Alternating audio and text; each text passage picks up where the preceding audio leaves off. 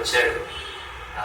Explain చేసినప్పుడు అనిపించింది it's an interesting subject. డెఫినెట్గా ఈరోజు ఉన్న ఆడియన్స్కి, ఇప్పుడుండే జనరేషన్కి కనెక్ట్ అవుతుంది అనిపించింది.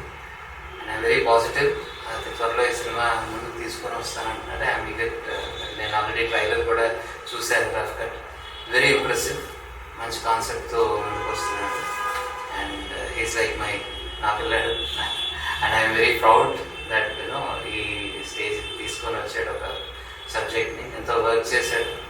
సో రీసెర్చ్ చేసి దాని ప్రతి విషయాన్ని, ప్రతి డైలాగ్ని కూడా మ్యాక్సిమం న్యాచురల్ ప్రజెంటేషన్ ఇవ్వడం కోసం విజువల్ రిచ్నెస్తో పాటు ఇప్పుడు ఉండాల్సిన జనరేషన్కి కావాల్సిన క్వాలిటీ ఆఫ్ మేకింగ్ కూడా తీసుకొని వచ్చాడు. And I'm very happy and I very positive about ఇజ్జత్.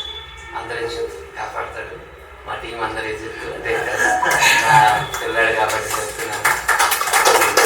సపోర్ట్ చేసిన టీం అందరికీ కూడా ఐ హ్యాపీ. కంగ్రాచులేషన్స్ నా సైడ్ నుంచి. ఒక మంచి ప్రాజెక్ట్లో మీరు అందరూ పార్టిసిపేట్ అయ్యి ఉండటం.